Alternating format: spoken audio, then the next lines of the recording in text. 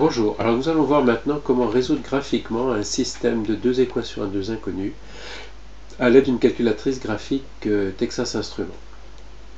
Alors, voici à droite, en haut à droite, le système que nous allons résoudre.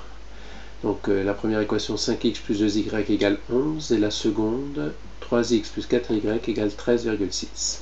Alors si on veut saisir ces équations sous forme de graphique dans la calculatrice, il faut d'abord transformer chacune des deux équations sous la forme y égale ax plus b. Alors pour la première équation, on va passer donc 5x de l'autre côté pour isoler y. Donc 2y est égal à moins 5x plus 11. Le 2 devant y divise en passant de l'autre bord, donc ce qui donne y égale moins 5x plus 11, le tout sur 2. Et puis en décomposant la fraction, on va avoir y égale moins 5 demi de x plus 11 demi, d'où y égale moins 2,5x plus 5,5. Pour la seconde équation, on procède de la même façon pour obtenir y égale moins 0,75x plus 3,4. Alors, pour la saisie des deux équations, ici on va appuyer sur la touche y égale, qui est située là en haut, en bas à gauche de l'écran de la calculatrice. Sur certaines calculatrices, c'est noté f de x égale. Donc voilà, il faut bien sûr au préalable allumer la calculatrice. Donc touche y égale ou f de x égale. Et puis on va saisir les deux équations.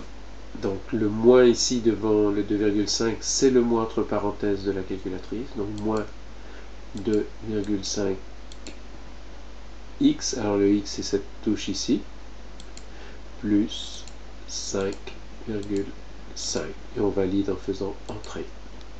De la même façon, on procède pour saisir la seconde équation, donc moins 0,75 x, la touche x est ici, plus 3,4 et on valide en faisant entrée. La seconde étape, c'est de régler la fenêtre d'affichage. Donc, vous avez normalement une touche qui est notée Windows si c'est en anglais ou fenêtre si c'est en français. Voilà. Alors là, elle est déjà réglée, mais on va quand même regarder comment ça fonctionne. Donc, moins 4 pour x minimum. X maximum, on valide 4. L'échelle ou graduation, on va garder 1. Y minimum, on confirme moins 5.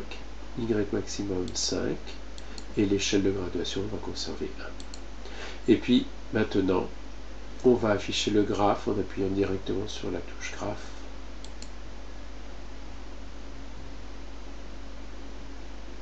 Il apparaît donc les deux droites ici qui se croisent en un point, donc il est difficile d'évaluer les coordonnées. Par contre, on a une fonction sur la calculatrice qui nous permet de déterminer avec exactitude les coordonnées de ce point d'intersection.